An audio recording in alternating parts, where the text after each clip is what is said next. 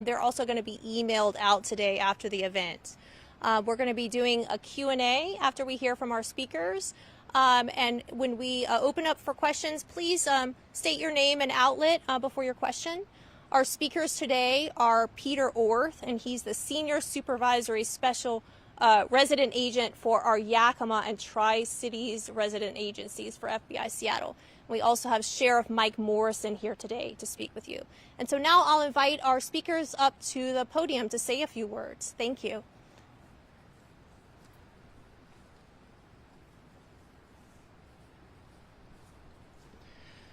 Good afternoon, everyone. My name's Peter Orth. I'm the Supervisory Senior Resident Agent for the FBI offices in Yakima and Tri-Cities.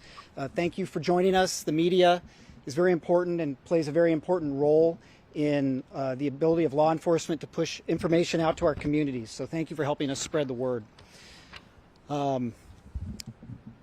At this time, the FBI is conducting a grid search operation today and tomorrow near the Rock Island campground.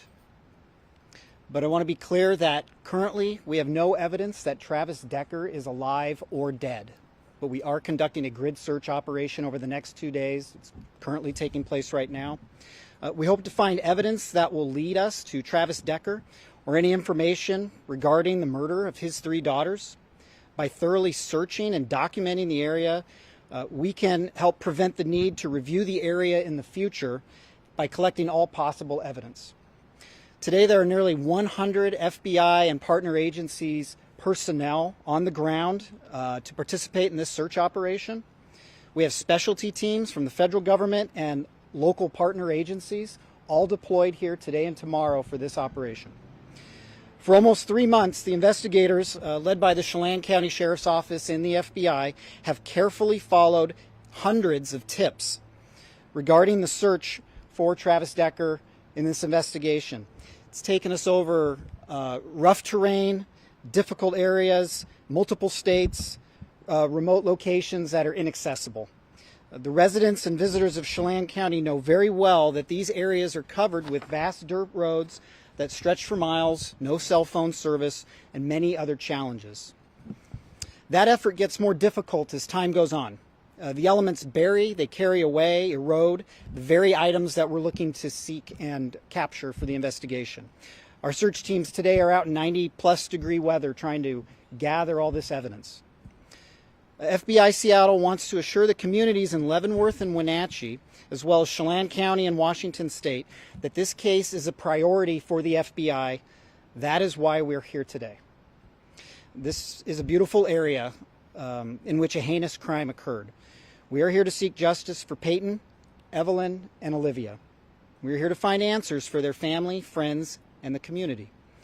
And we are here to hopefully provide some measure of closure to their loved ones in this senseless tragedy. We want to thank all the hikers, campers, and the community for their patience as we had to close down a very popular area for recreation. I would ask people that were inconvenienced by this to consider themselves indirect contributors to the search operation.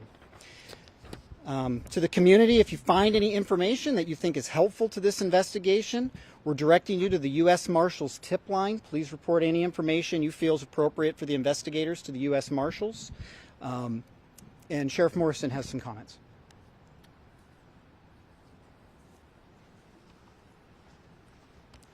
Thank you. Thank you all for being here again. I just want to publicly recognize Peyton, Evelyn, and Olivia again. We have not forgotten about them. We still send our thoughts and prayers up to them. We're thinking of their family during this time. But more importantly, I just want to say thanks to the Seattle office of the FBI and all the partnering offices that have also come out to support this current operation. We've made it very clear over the last 3 months that we have not given up. We've continued to track down leads. Our investigative unit continues to follow up on evidence that's coming back from the Washington State Patrol. We thank Chief Batiste and his agency for, again, being a valuable partner. You see them out there again today. I'd also like to thank the U.S. Marshals Service for also being out with us during our search. I'd also like to thank the Yakima County Sheriff's Office, the Yakima Police Department, the Spokane County Sheriff's Office, and our agency for being out there, along with the U.S. Forest Service, the U.S. Army's Criminal Investigation Division, and Central Washington University's Anthropology Department. Again, we recognize Chelan County Sheriff's Office as a medium-sized agency. We couldn't do this investigation on our own without our partners coming alongside of us, providing us the resources we need, in order to give the kind of investigation that these 3 young girls deserve, their family deserves, and more likely that our community also deserves. We want to bring closure. We want to bring answers. We understand the frustration. We're feeling it as well. It's been 3 months. We would love to have Travis Decker in custody, standing in front of a judge. We recognize that at times these kind of investigations take time. It's going to take perseverance, and as we saw with our partners in Okanagan County Sheriff's Office, after 3 years they were able to track down their homicide suspect, unfortunately deceased, in a homeless camp in Spokane. We recognize that those are the kind of outcomes that do come over time. So it's going to take patience, understanding from our community. Again, we appreciate Whitney, her family, the girls' families and friends for being patient and understanding with the Sheriff's Office, and being understanding that our partners are doing anything and everything possible to do a thorough investigation, following up on all leads, and not limiting any kind of resources that are available. I appreciate the funding that's come in to allow this kind of operation to take place today. You've seen this over the last several months with our partnering and neighboring agencies, not only nationally within the state, but also internationally, that have followed up on leads on our behalf. Again, the Sheriff's Office and the citizens of Chelan County are appreciative. We'll continue to be appreciative, but again, we will not relent, we will not give up until this investigation is concluded and that Travis is accounted for and or taken into custody. Again, I appreciate your time. Thank you for being here, showing support for us, and we'll take any questions you may have. Sheriff Michelle Esteban from Caldwell News. Yes, Could you be specific about why this is such a targeted location? It seems to be site-specific. What has led investigators here? Absolutely. So this is the primary area where the initial crime took place. We've had our agents, our investigators, along with the U.S. Marshals Service and our volunteer search and rescue team that did a thorough grid search around the initial campsite. We had our investigators embedded in with that process. The FBI is now following up behind to expand that out. Based off the information that we've received back from behavioral analysis on a possible outcome of how this may have gone or where Travis may have gone, we wanted to expand our efforts out. And further, we wanted to support and provide a solid foundation for our investigation and what areas we have searched for future investigators when they come on scene if we haven't settled this or found Travis in the next couple of years. But it's going to take us some time, and we're going to continue to do a thorough search and continue to expand out around the initial crime scene to ensure we didn't miss anything. I believe we did a thorough search initially, but again, when we come back with new technology, more resources, more personnel, that allows us to better document what we have covered for future investigations. And Sheriff Morrison, Brady Wakayama with King 5 News. How did you folks decide on the time, on how long you plan on being out here? Just 2 days rather than a week, or less time or more time? Why is it only just 2 days? Based off the resources we had, and again, I'll let the FBI follow up further as they're the ones leading this investigation and the follow-up operation. It seemed appropriate with the amount of ground we were trying to cover, and again, we're mapping it out. If we need to expand further, I understand that they can take more time to expand out, but again, we've agreed on those 2 days. We'll reassess once that time frame comes to an end. And how much ground are we trying to cover over the next 2 days? As I understand it, we're going about a quarter-mile radius around the campsite. If we need to expand out further, we will. Based off investigations and follow-up we've done with the U.S. Marshal's Office, looking into similar cases, we found that historically and typically that you found the homicide suspect and those responsible within a quarter mile of the scene, either alive and or deceased. Is there any new evidence that you've uncovered that you can share with us that led you to this location? No, again, it's just due diligence, making sure that we're checking our boxes and doing everything we can to best map it out in the future in case there comes a time where I'm not in office or our investigators aren't in office. It's well documented. There's a well-established history. And anyone can pick up where we left off. We saw this with the Green River Killer case. This started in the early 80s, expanded out in the early 2000s. I can tell you that a lot of the investigators that were assigned to that case had long since retired. Once he was taken into custody, again, we want to lay that kind of foundation in case our investigation goes that long. But we remain committed and going to make sure that we do a thorough job. Sheriff, are you guys still using the air resources as well, or is this all a foot search today? This is all ground, but we do have air resources if we need to call them back in.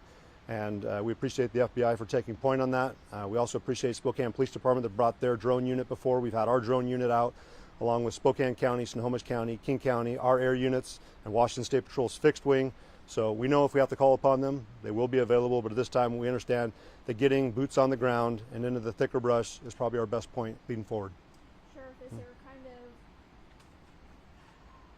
a rush to get out here and possibly try to get things settled? I know that you're closing for the next 2 days, but Memorial or the next holiday is right around the corner. Do you guys foresee maybe taking the rest of the week, expanding into other areas, or is this just going to happen over the next few days and then we're just going to wrap up before the holiday?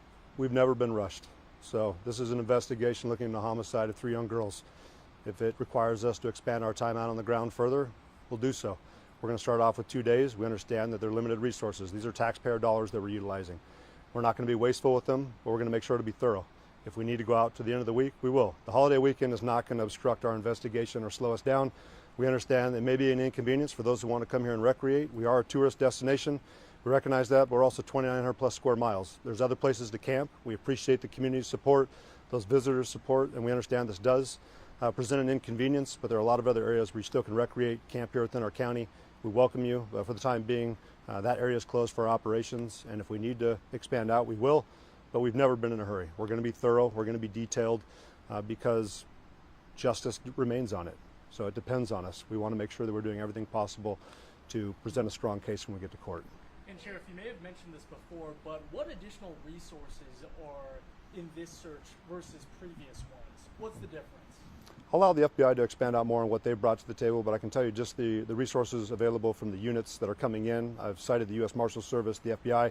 This is the first time that I've seen the U.S. Army's Criminal Investigation Division on the ground too. We've had electronic sniffing dogs. We've had specialists in different fields. So we're just expanding out with what we have available to the criminal justice system, and that's not available to the sheriff's office. And again, we couldn't do this without the FBI's support, and we're grateful for that. You might be repeating yourself, but would you mind just sort of emphasizing what role the FBI will play and how they're going to take the lead in this search and why? They are the leads in this search. They're the ones that put forth the personnel, the funding, the coordination, the logistics. Again, we thank them. We appreciate them coming all the way over here and doing this. We understand what kind of a time consumption this is, what a resource consumption this is. Again, we could not do this without our federal partners. We're thankful for our federal partners, FBI, U.S. Marshals, Homeland Security Investigation. We've had Border Patrol out here assisting us as well.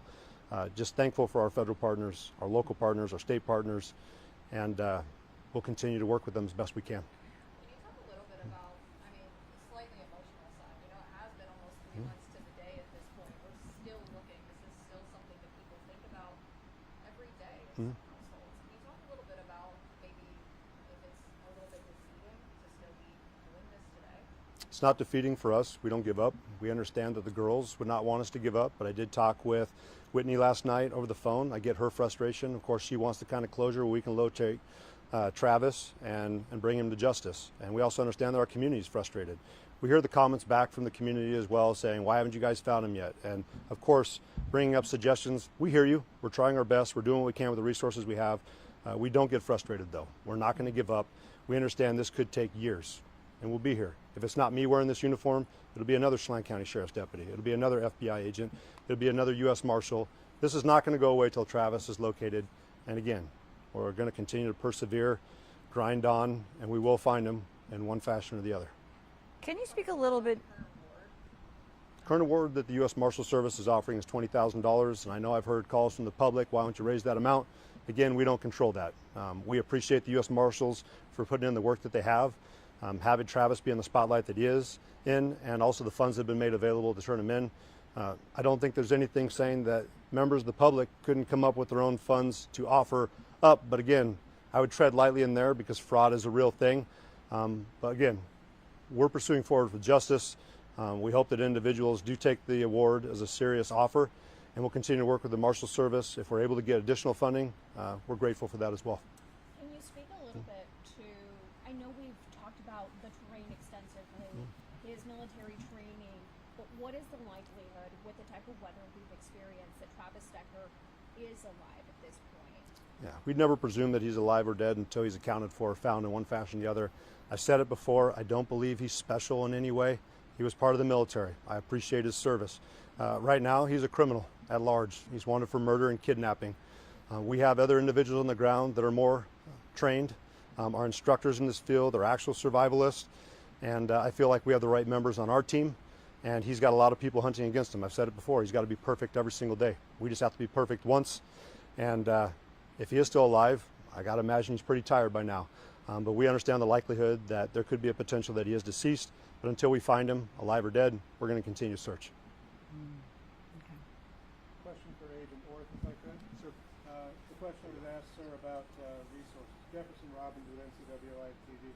the question was asked about FBI resources, and I know this is characterized as a grid search, but can you say anything about the people involved in the grid search? Are there people with specialties, special skills that you wanted to have for this operation?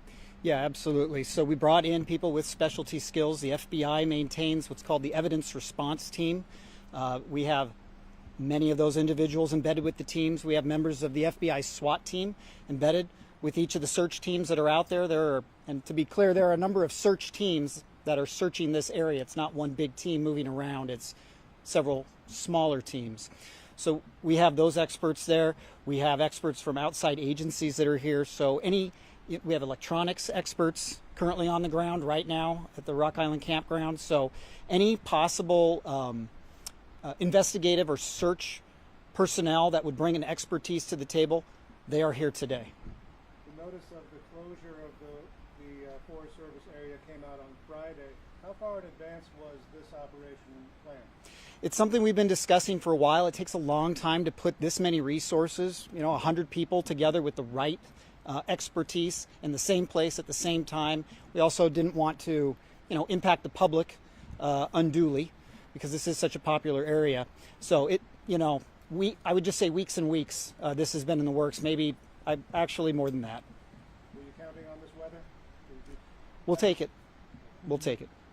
And once more, when do you guys plan on reopening this area? Obviously, as we discussed, potentially 2 days to start, potentially longer, but what about now? So right now the game plan is for the area to be reopened Tuesday evening to the public. If we will change that if something during the search dictates that we need to. But at this point, it will be reopened Tuesday evening. And around what time? Do you have a Yeah, the Forest Service websites post a specific time. I believe it's roughly 5 o'clock. The Forest Service website has it for sure. When we're talking about this search, is it day and night, or are we doing like a 9 to 5 search? What does that look like? So it's more daylight hours is when we're searching. Even though it's really hot, we're searching daylight hours. We are going to have personnel overnight at the scene, but they will not be conducting the search. But it's daylight hours searching. That gives us the highest probability of spotting something visually, because this is just an old-fashioned ground search. As Sheriff said, boots on the ground, eyeballs looking at the ground. And for anybody who's gone into this area and hiked, they know it's thick and dense. For anybody who's gone into this type of area and bushwhacked, which is what the teams are doing now, they know it's incredibly intense. And so it's just very manpower intensive. And you say overnight personnel, what's their role in all this? Scene security. Yeah, the scene is locked down. We don't want people coming in at night, so we have personnel who've locked the scene down. Is it unusual for the FBI to be involved in a search like this, and why or why not? No, it's not. This is a federal crime. There's a federal warrant out for Travis Decker, and so it's not unusual. The FBI can bring, as we've talked about today, a tremendous amount of resources to these problems. A rural area, remote, no cell phone service. We can bring those resources to the table. We can partner up with our law enforcement partners to be force multipliers. But at the end of the day, there's a federal crime, several federal crimes that have been committed, and so we're shoulder to shoulder with the sheriff's office. Okay. Why now? It's been almost 3 months. You guys have gone over this a few different times. Several agencies have. You've gone back to Rock Island a few times. Why now? Do you think you'll actually find something different? Well, we have to believe that. Yeah, there's nothing wrong with being. You can't be too thorough in a search like this. Like I said, it is such incredibly dense vegetation that anybody who walks down one of these trails could walk 10 meters off the trail and no one would ever know they're there.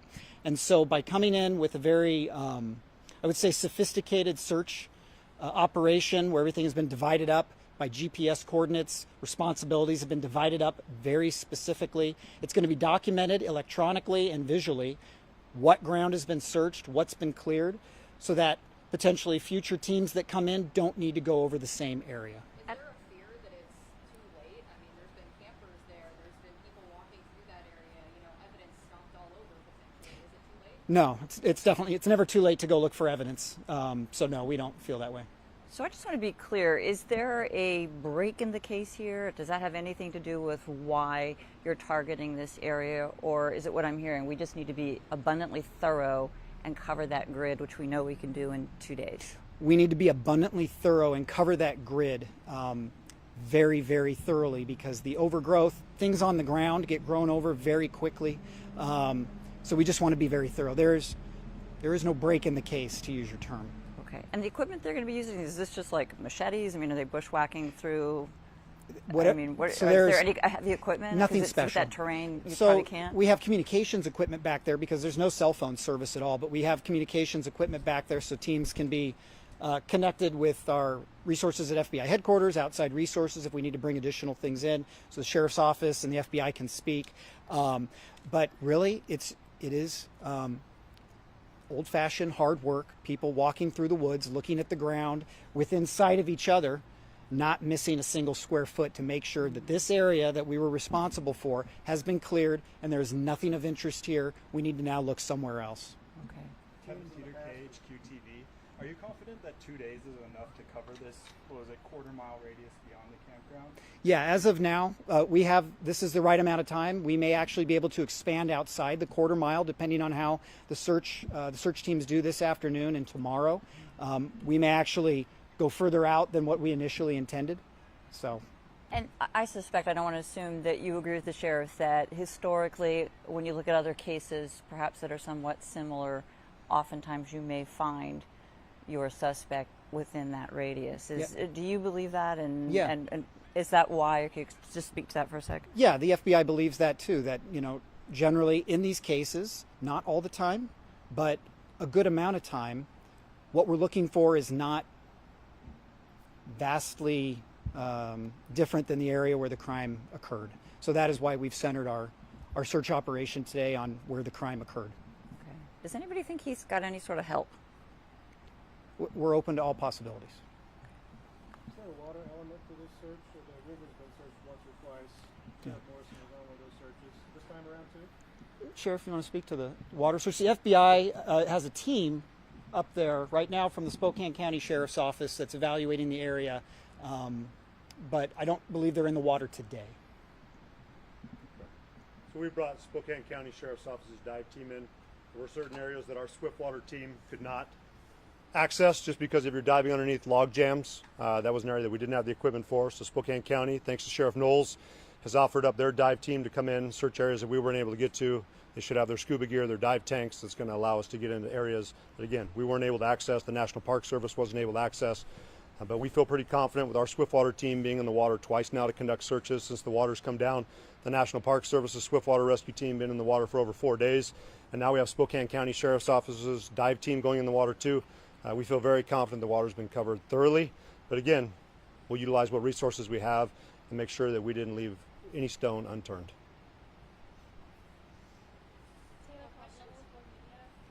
Beyond the grid search, do you guys have any other specific areas that you're keeping an eye on that are identified? So for today, the operation is the grid search centering at the Rock Island campground. There are lots of areas that are interesting around here, of course, that a man can travel to on his 2 feet. But today we're just focused on the Rock Island campground area. I have a question. Sir. Scott Hobson with Fox 13. When you're, maybe not this case necessarily, but in your past experience, what kind of clues might you be looking for? Like maybe Terps lose ball caps or shoes or something. Yeah. We're looking for anything interesting that is in the wilderness that would be left there by a person, specifically a man trying to evade law enforcement. So we're looking for anything. Have there been any recent sightings? Pardon me? Are you guys still hearing from tips on that tip line? I'm sure it's died down. Yeah, absolutely. Tips still come in, and every one of them is evaluated. Like I said, the FBI and partner agencies, the Sheriff's Office, the Marshals have cleared literally hundreds and hundreds of tips. One by one, an agent or an investigator or a team of investigators is clearing each one of those tips. They are still coming in, yes. Have there been any sightings recently in this area that we might not know of? Not from the FBI's perspective. I don't know, Sheriff, if you followed up anything recently.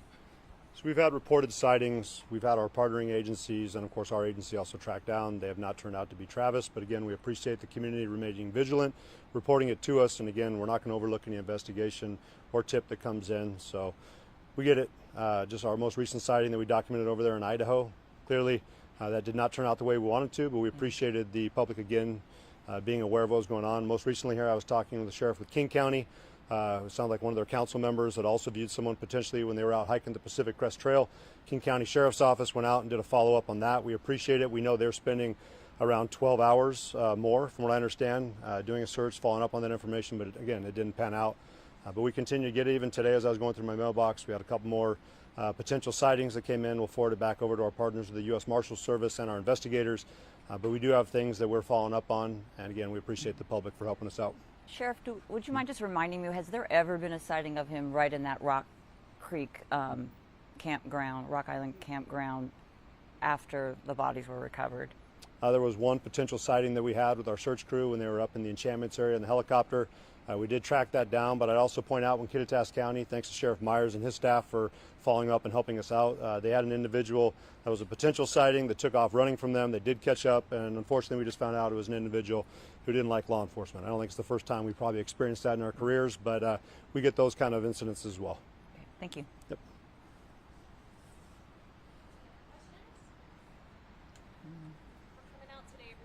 Yeah.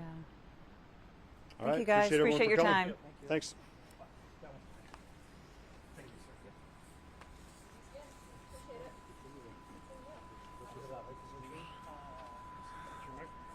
So I thought we were going to